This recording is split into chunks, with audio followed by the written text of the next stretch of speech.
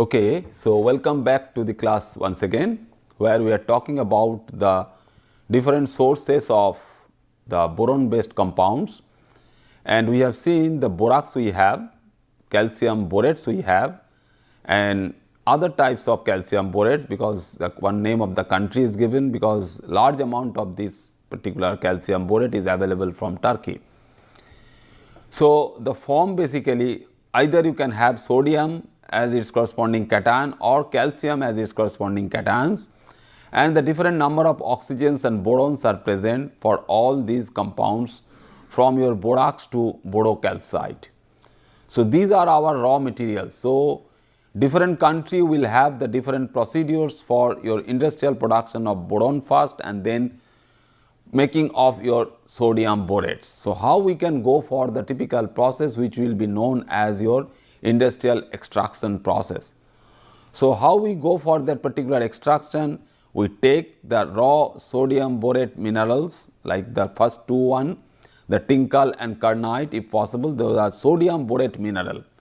This is also a typical type of name because these are sodium containing naturally occurring borate minerals or borate material, which will be allowed to dissolve by heating with a weak borax containing mother liquor. So, we will take some mother liquor basically where we have small amount of borax already added to it, and that small borax bearing mother liquor is useful for dissolution of more and more amount of your tinkal and kernite. So, the tinkal and kernite will dissolve there, and basically by doing so only the part which is there as your Na2B4O7, that means the borax part with different number of water molecules of crystallizations. So, they will be going to the solution, separating off the impurities like clays. So, the silicon dioxide we consider the clay material, silicon dioxide or any other thing, other oxide impurities we can have. So, those will be there as the impurities. So, how you remove those impurities? We basically remove those impurities by filtration. So, typical filtration process you can have, and that filtration process will be helpful for us to separate the corresponding borax material in the borax containing mother liquor already there. So, you have a saturated borax solution from which we can go for its corresponding crystallization by selective or the partial crystallization process. Either the penta or the decahydrate, we take either the compound as the 5H2O or 10H2O, we can get this through this particular crystallization process during one particular specialized crystallization we call, that means we put some vacuum there, that means under reduced pressure we allow the entire material for crystallization, which can be known as not reduced pressure. Sometimes if your pressure is very less, we can consider it as the vacuum crystallization. We all know that the sodium chloride salt or some other thing we consider is as the corresponding vacuum evaporation. So, you put vacuum, everything has been sublimed or evaporated, then we condense all them together for some other in the particular purest form. That also increases the purity of the material. So, the vacuum crystallization process in this case basically depending upon the temperature. So, either you have a temperature set of 603 degrees centigrade, either below and above you get either the penta or the decahydrate. So, depending upon the temperature of the crystallizations you can have the 5H2O molecule or 10H2O molecule.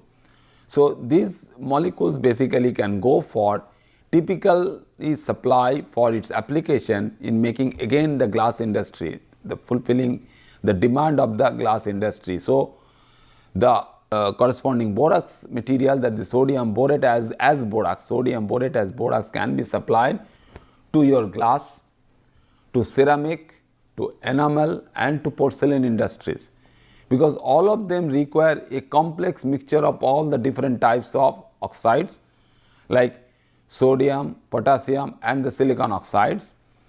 Along with that we require some amount of boron, boron as your boron oxide or B2O3, which we all know that industrially very important, and The trade name is also well known to us, which are known as your Borosil glasses, which are nothing but your borosilicate glasses. So, is a boron containing silicate, it is nothing else. So, you have the boron containing silicate as your glass material. So, you have the borosilicate glass and you apply this. So, the borosilicate glasses will have the corresponding content of the B2O3. So, if you go for the analysis of the borosilicate glass along with your sodium oxide, potassium oxide, silica, other oxides like calcium oxide can have some time, then magnesium oxide can also. You also try to analyze its content of boron oxide, that means the corresponding B2O3.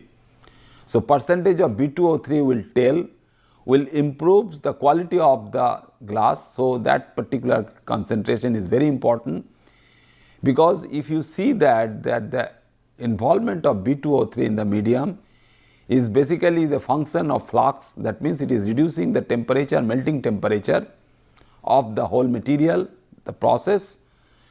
Then it also reduces the thermal expansion, because it will have a very low thermal expansion. So, thermal expansion behavior will be less if you have the boron. So, borosilicate glasses will have superior quality compared to your glass which are not having the corresponding boron in it. So, the boron oxygen bonds within this particular network will improve the quality of that particular glass material. Then these borosilicate glasses are also useful for making glass wools. We all know that what are these different glass wools. Then glass fibers. Glass fibers are very useful. The optical glass fibers nowadays we all know for communication purposes, for all these LAN wires and all this we have all the time, we know that we use optical fibers. So, those optical fibers, the different types of optical fibers which allow a good quality of total reflections when your information is going through those fibers are improved if you can go only improving the quality of the glass molecule or the glass material by putting or doping. We can consider this as the corresponding doping of boron within the glass material. Then it is useful for making detergent and different types of cleaning agents, which is known as your sodium perborate. It is not sodium borate, it is sodium perborate. So, different form of another formula basically. So, sodium perborate will be useful as your typical detergent along with that of your sodium phosphate.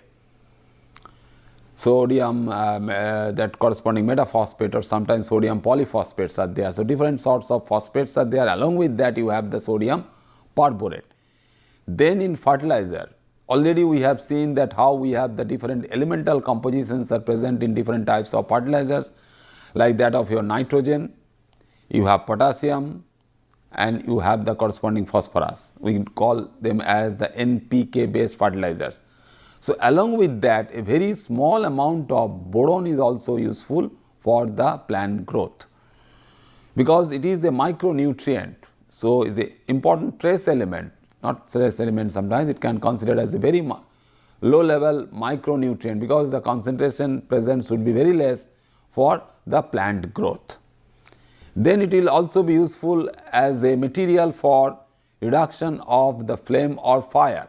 So, it is a flame retardant in cellulose material. So, if you have the cellulose material, which we all know that very quickly it can catch fire, but if it is soaked with this particular borax or the B2O3 molecule, we have less particular affinity for catching the fire. So, it can reduce the corresponding behavior of catching the fire to that particular material. So, it is functioning as a useful flame retardant. Then it is also useful for corrosion protection agents as an anti-freezing agent also. Then in metallurgical industry, it is a very useful flux, and it is also very useful in welding and solder compounds. So, when we go for a welding process or when we go for a soldering process, we go for some fusion and some salt is added such that you can have a fusion mixture, and that fusion mixture is typically used for reducing the temperature of that particular fusion for your welding and soldering process. So, if you have boron oxides, B2O3 is present, that gives you the improvement of the corresponding material which is getting deposited after welding, which is getting deposited after soldering also, unlike the other soldering material, the pure soldering material what we use. So, it is one of the ingredient, like it is improving the quality of the glass. So, from improving the quality of the glass, it can also improve the quality of the welding material, quality of the soldering material also. Then we will see how we can use the thing for the other one after sodium, after boron, as we are talking together boron in terms of your sodium salt, that means we are still talking about sodium, but sodium corresponding borax and the sodium borates basically. Now we will move to potassium. So, this potassium as well as these potassium compounds, how we get that is very useful plant nutrient, as we all know, while we are talking about the production of the fertilizers. So, 95% of the total production of potassium oxide is utilized mainly in the fertilizer sector. So, we should know, like your Na2O formation is the material for glass also, K2O is also a component for your glass formation, but 95% will consume for your fertilizer production.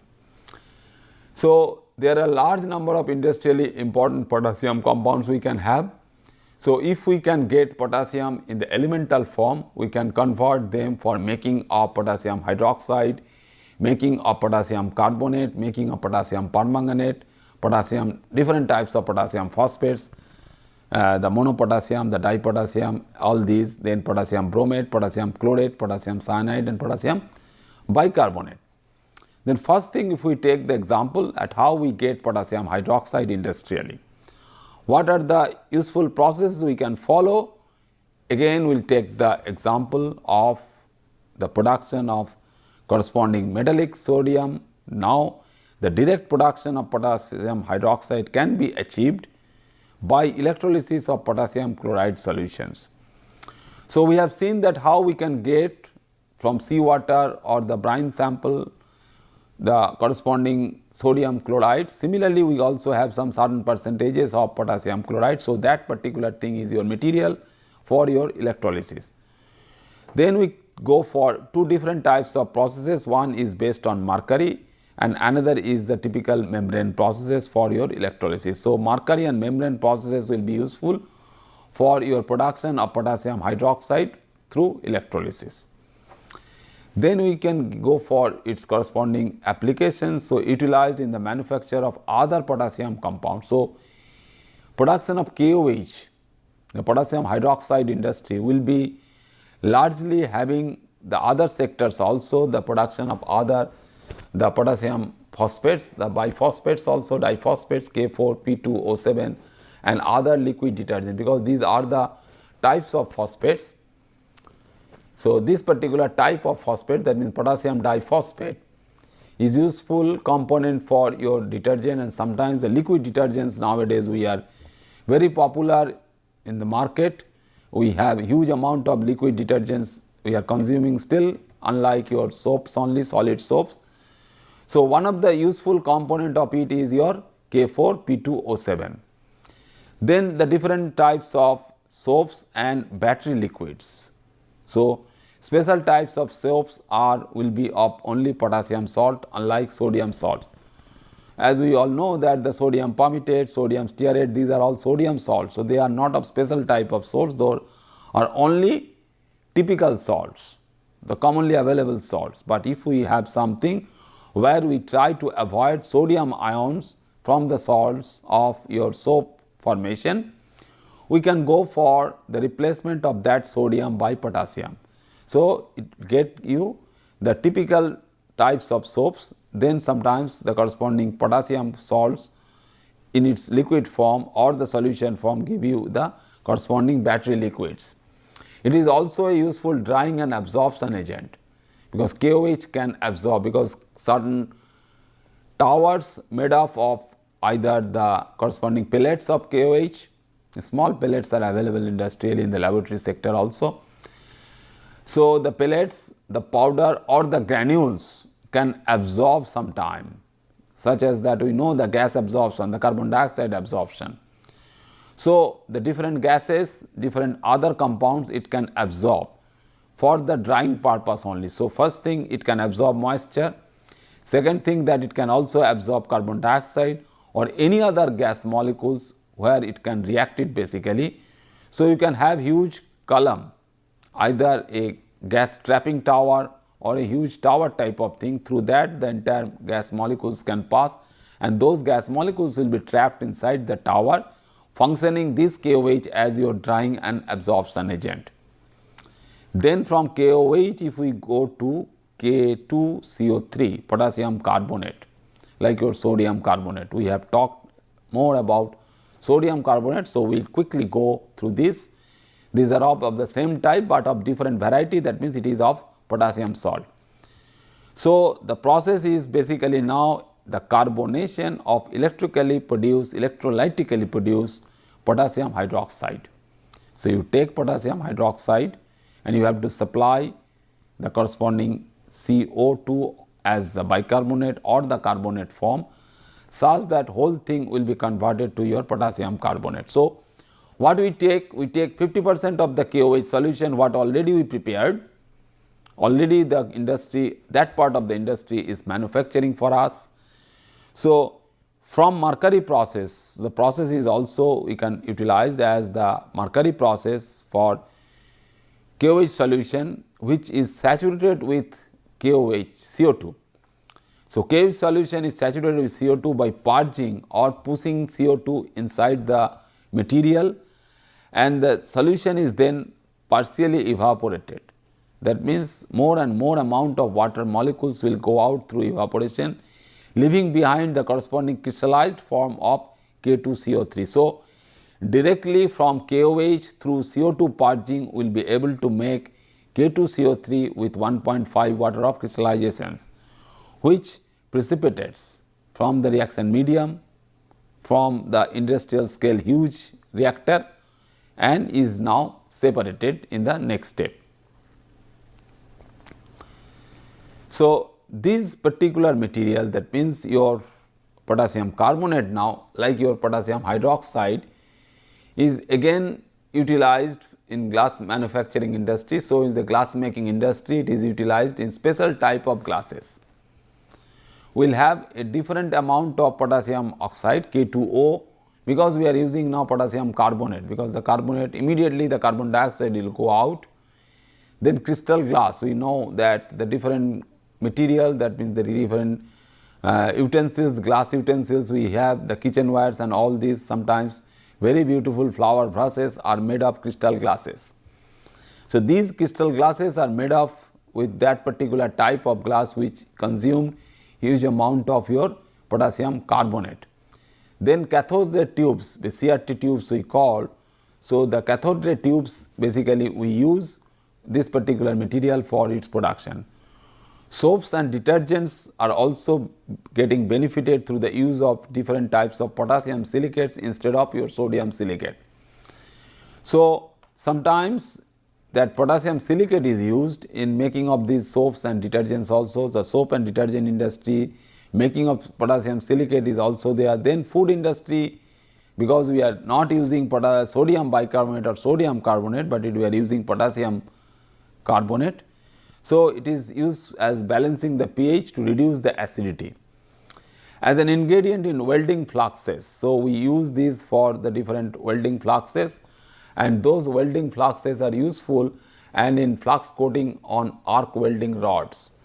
So, that coating is also achieved through this particular process, that where we get these ingredients, that means the inorganic salt is getting deposited and is getting coated on arc welding rods, because not that the bare rods are utilized, but you need some coating. So, that particular welding flux basically is getting coated. So, after sodium and potassium we will definitely go for your one of the example, we will go for other one also. The next level of this metallic thing, that means the industrially important metallic elements, is your magnesium. Along with that we will just proceed afterwards for calcium, because magnesium is a very useful compound. Not only industrially for different types of magnesium compounds we have, but also medicinally is very useful, and we all know is also a biologically important metal ion. We know that magnesium is present also in the chlorophyll. So, we just search, we just look, we just go for first the where we can have the natural deposits of magnesium, and if we find those natural deposits, we should know that what are the compounds we get from there and what are the formula of those compounds which are readily available as your magnesium salts. So, seawater is your source.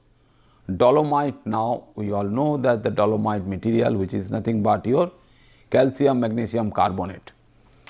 Then magnesite rocks are available. So, magnesite rocks are nothing but magnesium bearing rocks. The name will tell you that it has magnesium. Then along with your sodium chloride, potassium chloride, we can have magnesium chloride also, because this is the ready-made source of your magnesium in brines and salt deposits.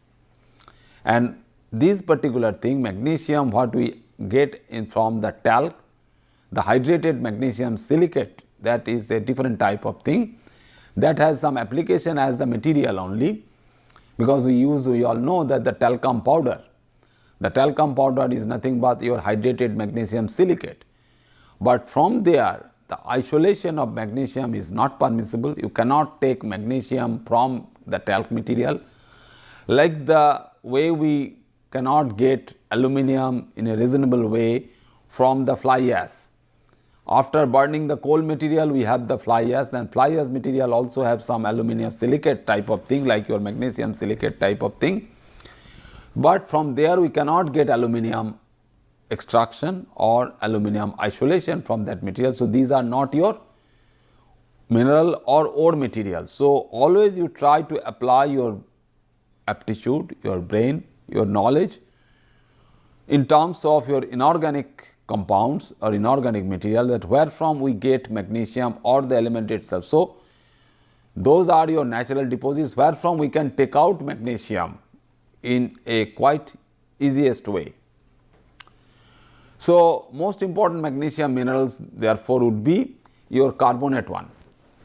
So, magnesium carbonate, the MgCO3, which is also known as your magnesite. So, available magnesite we should try to have look at it, the corresponding deposit of magnesite. Then the mixture of both calcium carbonate and magnesium carbonate, which is known as the dolomite, because the dolomite we know that the hill tops, the entire hill is made of dolomite sometimes we find. Then you have the corresponding carnallite. Carnallite is the double salt of potassium chloride and magnesium chloride. So, is a mixture of potassium chloride, magnesium chloride, and this is 6H2O. Potassium chloride, magnesium chloride with 6 water of hydration is another salt, but you give it is a double salt, but you have the magnesium chloride such that you can isolate magnesium as magnesium chloride from that material. Then caesirite. Caesirite is your magnesium sulfate. Then finally the asbestos or olivine. So, asbestos and olivine is also not a very good material for isolation of your magnesium, but it is a material where you can use it for some other purposes, like that of your talc just now I told you. So, this is not a typical magnesium silicate like your talc, it is magnesium iron silicate. So, you have magnesium as well as iron in this asbestos. So, asbestos and olivine are some form which can be derived from your talc. Two processes we basically utilize or handle for getting magnesium. One is your melt electrolysis or ME process of magnesium chloride. So, melt, as we have seen already, now it is you are familiar with this particular electrolysis process and what is your melt electrolysis process, because the material what you have in molten condition, you have the desired or the chosen anode or the cathode, and that chosen anode and cathode will be utilized for the electrolysis. The thing is that you should know the corresponding reduction potential. We are not bothering about this particular one, but the process immediately will tell you, the material will immediately tell you we are taking care of that particular reduction potential, the E0 value for the magnesium 2 plus to magnesium 0. The way we have checked it for the reduction of potassium from potassium plus or for sodium from sodium plus, because the E0 values, the reduction potential values are different. So, the depending upon the different types of anode and the cathode material, we can go for the typical electrolysis. And the second process is your silicothermal reduction process, but the material for that particular process is different, unlike your electrolysis is a dolomite. So, most of these melt electrolysis processes, ME processes, whether you go for sodium, whether you use it for the potassium production, all of them are basically utilizing or handling your corresponding chloride salts, because sodium chloride is readily available, potassium chloride is readily available, and magnesium chloride is also, if it is not readily available, you have to make it from other sources to get that particular one as your magnesium chloride. So, what we do in the ME process? The magnesium is produced at iron cathodes now, not your corresponding carbon cathode or anything. So, it is iron cathode, and upon electrolyzing a mixture of anhydrous magnesium chloride. So, you have the hydrated magnesium chloride like that of your carnallite, which is a double salt also. If you allow it, if you dissolve it and if you crystallize it for magnesium chloride only, that can allow you the crystallization of magnesium chloride only, but that can be your hydrated form, and that hydrated form can be converted to your anhydrous form through heating only simply. If you heat the material can leave all the water molecules to give you the anhydrous magnesium chloride, because that anhydrous magnesium chloride will be useful for your ME process. Otherwise, we will end up with the electrolysis of water. So, alkali and alkaline earth chlorides is mixed with basically again to modify the corresponding temperature, the way we have done earlier for sodium chloride mixing with calcium chloride and barium chloride. Now, the reverse thing we will do now, other alkali or alkaline earth chlorides, to mix it with 8 to 24% of magnesium chloride. So, 8 to 24% of magnesium chloride at around again close to 700 degrees centigrade. So, 700 to 800 degrees centigrade temperature basically will be available for your decomposition, and the decomposition voltage can be set not very much, is only 5 to 7 volt. So, it is a 5 to 7 volt electrolysis process, not very high electrolysis process. So, 5 to 7 volt of that particular electricity consumption will be required for your production of magnesium from magnesium chloride. Then what we get? We get the deposition of your magnesium. So, magnesium is deposited as your magnesium elemental form, and it collects on the surface of the melt. So, you have the melt, and above that you have the corresponding solid deposition of your magnesium, and that melt we basically from the top of that particular melt is sucked off. So, sucking procedure is useful for taking away that particular formed magnesium through electrolysis. But for the second process, which we have seen that it is the silicothermal process, and that silicothermal process, the production of magnesium is a different one. What we take, that material for that production already we have seen is dolomite now, and dolomite is also readily available, and the cost of the dolomite is also very less, and that dolomite is reacted with 70 to 85% of the ferrosilicon. So, is a typical type of material of iron and silicon. So, the ferrosilicon is mixed up with ferrosilicon, and because we can use at a very high temperature reaction of 1200 degrees centigrade under vacuum. So, the process is little bit different compared to your electrolytic process, but your source is cheaper, that means you are utilizing the dolomite. So, what is that particular reaction basically? So, dolomites are nothing but your calcium and magnesium carbonates. So, when you heat it at a high temperature, they are converted to the corresponding oxides. So, if you consider that your dolomite is your a 50% mixture of magnesium carbonate and another 50% is your calcium carbonate.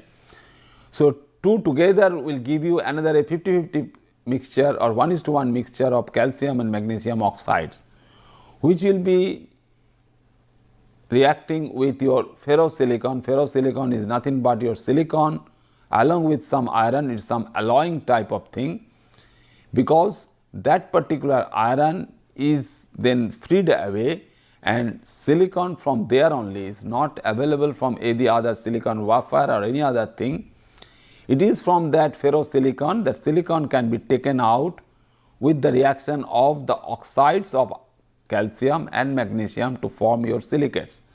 So, calcium silicates will be separated out from the reaction with the formation of elemental magnesium and some other form of the pure iron as the iron material, which can function as a typical material separating out from your ferrosilicon.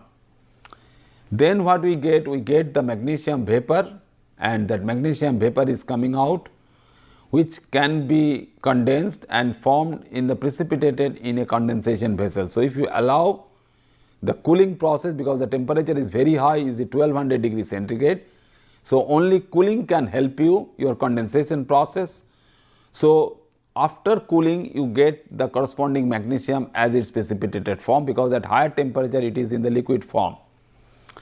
So, you have the condensation pipeline or condensation chamber also, and in that condensation chamber your magnesium is getting precipitated drop by drop, or it is formed in a precipitated form in the solid magnesium block, because magnesium, we all know that magnesium rebounds from our school days. Every time I give the example of your school days, what you have seen basically, because magnesium rebound you have seen where we burn magnesium rebound to form your magnesium oxide. So, through this particular process, the crude magnesium what is obtained from electrolysis or thermal reduction. So, we have considered two processes. One is your electrolysis process, another is your thermal reduction process. So, these two processes are giving us Mg as the magnesium elemental form of the magnesium now has to be purified. So, you must have a typical purification process following this. So, it is refined further after processing. So, the refinery process, that means the magnesium refinery process to remove the impurities, will be the next thing what we can follow and what we can do. And it is again carried out by mixing salt meds, the alkali and alkaline earth chlorides and fluorides are there with the liquid metal. So, if you have the liquid metal in your hand, with the addition of that alkali and alkaline earth chlorides, and is further purified through that particular process, and the purest magnesium is finally we are getting through distillation. Because we need, basically we will see when we talk in the next class, is your application where we use the magnesium. So, the quality of the magnesium is important, whether you require a 90% pure magnesium or a 99% pure magnesium. That depends on this particular process, whether the process should be expensive one through this sort of distillation. So, when we try to achieve the purest form of your magnesium, which will be 99 above or 99.5% purity, we should go for the material where we talk this as the purest magnesium. So, you must have the good idea about what is your purest magnesium. So, that can be obtained finally through your distillation. So, magnesium, metallic magnesium is getting distilled now, and that distilled process will increase your purity to 99.5 or more. Okay. Thank you very much. Then we will consider next class your application of your magnesium. Okay.